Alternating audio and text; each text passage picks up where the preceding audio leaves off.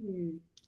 So, Nadege, I hear you have a wonderful project that you're working on. I'm so excited to hear about it. It's on BET Plus. I want to hear all about it. Well, the TV show is called Ruthless. It's a Tyler Perry production. He created the show, but has since abandoned ship because he's now doing bigger and better things with Netflix and everyone else. So we actually had a writer's room for season 5. The show just kind of took on a another life. It was wonderful. It is wonderful. We wrapped a while ago, and I believe I'm allowed to share this now. I am on the ballot for your consideration as an outstanding supporting actress in a drama series this year for an Emmy. Woo! Dance, dance, dance. Eesh. Congratulations. Thank you. It was so unexpected. It's wonderful. So, well, I'll find out, or it's just nice to be on the ballot, period. Okay. Oh, absolutely. I'll be sending all into the universe back here. That's why I have this, sending that you win. Oh, I love that. Thank you. That's a great background. Thank you. So, how would you describe your character? Joan, so the show is about a scandalous cult where the women are oppressed, but it's mostly the men who seem to suffer the brunt of the punishments from the lead character, the cult leader called the highest. A lot of our fans refer to him as the lowest on social media in light of his actions, but he that we have to call him the highest. He doesn't have a name. And Joan is the accountant to this cult called the Rakadushis. I help the cult um, embezzle money for some, I guess they are considered mobsters, right? They infiltrate and Yes. somehow, we have to make a living since we're not allowed to mingle with the rest of civilization. We are our own compound. So I'm one of the right hand, I don't want to say man, woman for to the cult leader. I started out as being really mousy and very demure. And as the seasons are developing, I am developing more of a backbone. And of course, the idea is we're all trying to figure out how to get out. But Joan's secret weapon is that since she does have access to funds, she may or may not be making sure that when she gets out, she's set for life. Boom, boom, boom. Nice. I love it. And what would you say was the biggest challenge about playing Joan? Do you know, in the show, one of the ways people get punished is there is a punishment trailer, and you don't want to get thrown in there because all the horrible things can happen to you, corporal punishment, mind games, and the whole thing. And one of the things that my character was always savvy about doing was escaping any sort of blame for anything so that she doesn't end up in a punishment trailer. Well, this season she ends up in the punishment trailer. And so to have to play with the betrayal from the person in the show, the character of River, who was my best friend, he was the first one to betray me and actually tase me. And so it was that whole journey of dealing with betrayal and going through torture scene and making it look real because let's face it, they didn't really tase me, but I had to physically do a lot of things to communicate that I am being tased. So it was actually physically exhausting, hard on my body for several weeks as we were shooting. And so, yeah, that was the biggest challenge, but it was very satisfying too, because what a challenge. How do you think Joan has evolved since you began playing her, and how do you want to see her evolve in the future? Joan has now, I don't want to say she's developed two different personalities because we all show up differently in the world, right? Like we show up differently as a daughter, as a sister, as a sibling to someone at work. You get it. So Joan has figured out how to show up differently with every single person that she interacts with. And I love that about the character because it's fun. It's almost fun to play various aspects of someone's personality. Um, and she is getting stronger, but I'd love to see Joan fight back a little more, see her take on some leadership roles. It's exciting. I'd love to see her get the money and see what she does with her life. Now, what characteristics? I know she plays with embezzler, but does she have any characteristics in her that you wish you had or that you really admire? Ooh, what a great question. Um, so the toughest part, of course, and I think we hear this when we read stories or see things about cults.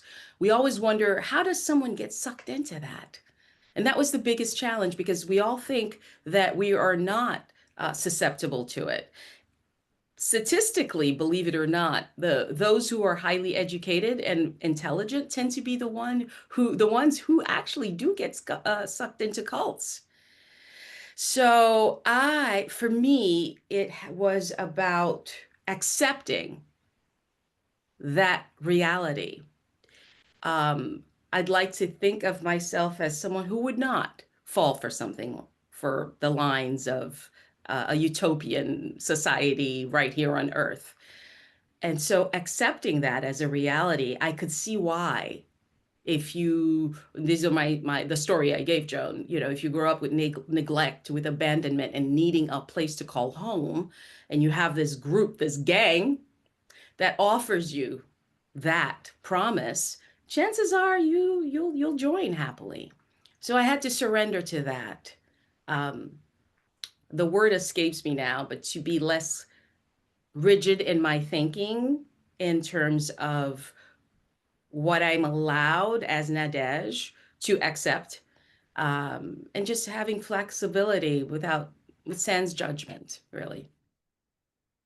Now, without giving too much away in case it hasn't aired yet, what's your favorite scene you did with Joan and why? Oh, I want to say episode 504. We start to see Joan really, really manipulate um, the stories. She points fingers at her enemies in a way where she manages to say, I don't know anything. However, here are all the hints you need. Figure out who to go to. It's very calculated. There is this what that scene. It's between a guard comes in and questions me about the disappearance of a member, and I know what happened, and I had to pretend not to. So that was one of those really exciting scenes to play. What else are you working on, or is this pretty much your baby now? Well, this is my baby for now. I do have, so a couple years ago, I did a film where I was the lead called Out of Time, and it's available on Prime right now. It's been there for a few years. We are working on a part two, so that's going to be exciting. It's a science fiction piece. It was Nice. independently produced, so that will be the next thing. Excited to hopefully hear whether we get another season. So we just aired season 5, so we are waiting to hear if we get to go back to the compound and do a season 6. But for now, in light of this potential nomination for FYC for an Emmy as Outstanding Supporting Actress, it's sort of become a focus. It's intense for the next 2 weeks, and so that is the baby. That's the baby without the bathwater.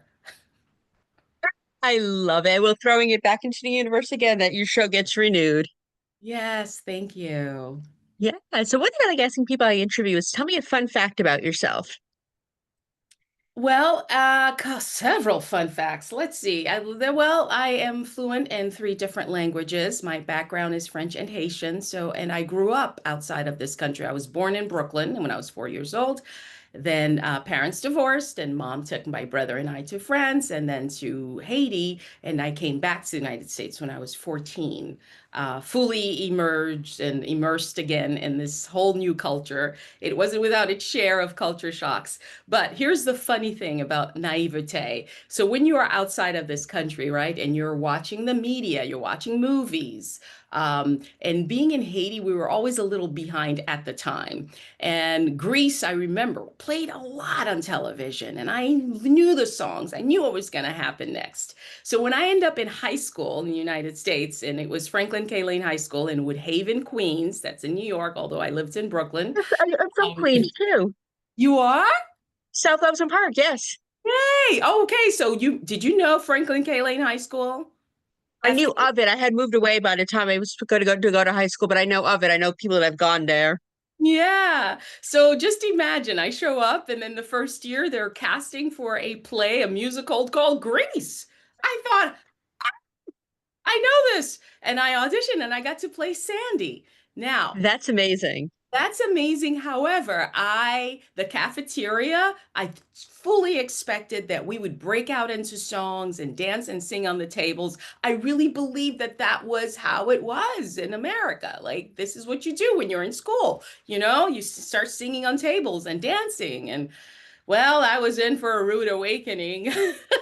Instead, I had to go through metal detectors before going into school. That's public school for you. My graduating class had 626 students. Wow. Wow, indeed. Yeah.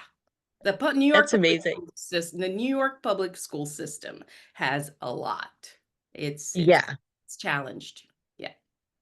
it really is. Now, do you get back to Queens at all, or you just are basically in LA now?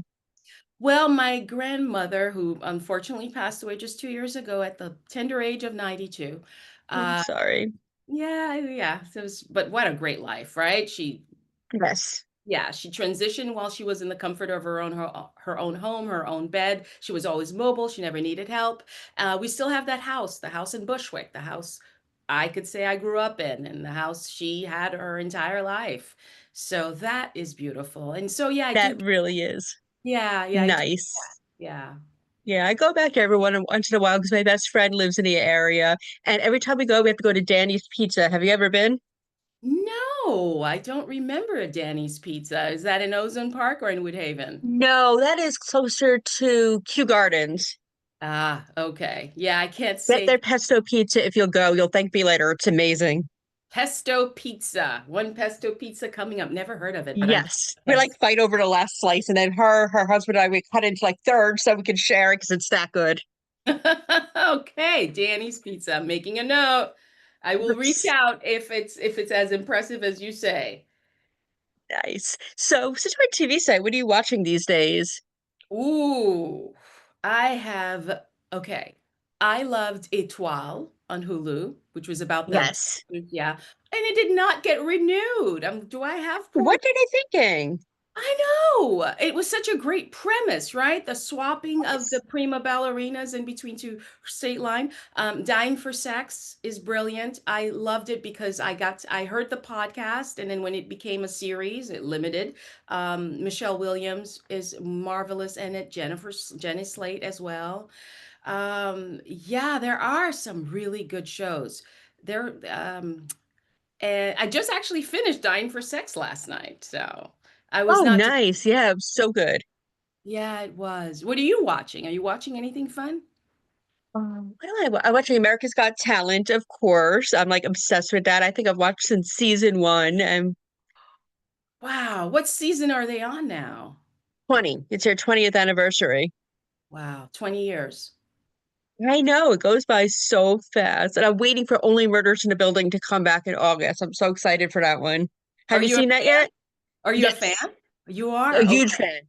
Huge fan. Okay. This is beautiful in a way, but also overwhelming. We have so much content nowadays, right? So many It viewing really is. platforms, and every day there seems to be a new one popping up. And so we count on each other to tell us about these shows, these gems that we might miss. Now, of course, AGT, right? America's Got Talent, Yes. right? Has been around for so long, it doesn't need any. publicity, so to speak. But it's easy to forget that it's there if you're not constantly seeking it, I think. Yeah. Exactly. And another good one I like is The Food That Built America on the History Channel. Have you seen that one yet? I have not, but I've heard of it. Is it more Yeah. documentary or what is it like? It's kind of a documentary, but it's like dramatized. It's like they tell the story of his food and then they go into the history behind it and they have people acting it out. Like the person that invented Tootsie Rolls, they have the guy reenacting that and they tell the story about how it was made and how much money the company is making today and how it all came to be. Oh, I am so watching that. That is up my alley. So I had a podcast for years called What the Fockery. And it's about these very things, these abstract concepts and ideas, and specifically lifestyles that are non-normative. And I would have these people, these guests who are actually in it, come and share. See, I used to be an avid reader, and I had so many books. I was drowning, and I made a deal with myself. I said, I from now on, I'm borrowing books from the library only and donating at least 300 books and then moving on to rather than go read about something, why don't I just talk to people? And it was the height of COVID, so it was perfect. It was easy to find people who had the time. And I delved into so many interesting topics. But one of my, and I know we're going off a tangent here, but one of my favorite Fine, guests yeah. is uh, the man who wears the Barney costume, the purple dinosaur. Yes. Barney? Well, his name is David Joyner. And as it turns out, he leads a second life as a tantra massage therapist, tantric massage Yes, I therapist. heard about that. I think it was on your podcast, as a matter of fact, that I heard that. Yes, yes. So that was fascinating, to like, I'm traumatized. I kind of grew up with Barney. I'm aware of Barney. And this Yeah, is it gives new meaning to the I Love You song. yeah, now I can never look at it the same way. I'm like, oh, dude, what are you doing? I have to give your podcast another listen. I used to listen to it when I was at the gym, and now I'm going through different ones. I have to rewatch yours now. Sammy, that does my heart good to hear. The thing too, I think what a small world, isn't it? The thing too with Yes. podcast is like it's not linear. You don't have to listen to it in order. You can just go by topic and just select because each episode is self-contained. There's no continuity. Sometimes there was a part two to something, but overall, if the topic, the subject, I put it there in the subject line, the title of the podcast, and have at it. And that was fun. That was fun. It's harder to Nice. find guests now. If you ever want one, I'll talk to you. Okay. Motivation to start up again. Thank you. Yes. No Yeah. problem. So where can we follow you on social media so I can continue to follow this amazing career of yours? Thank you. Instagram, I am at Bougie Dilemma. Bougie, Bougie, not boogie. A lot of people want to spell with double O. It's bougie, like the French way of saying it. Bougie Dilemma on Instagram and TikTok as well. Yeah, I mean, I used to be on Twitter. I'm still on Twitter without being on Twitter because it's X now. So Same. yeah, same, right? We're there, but we're not there. We're just not participating in the fockery.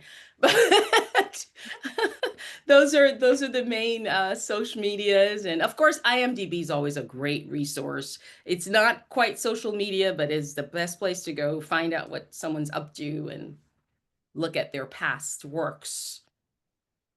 Nice. Well, it's been a pleasure to speak to you. Thank you so much, and I can't wait to do this again soon.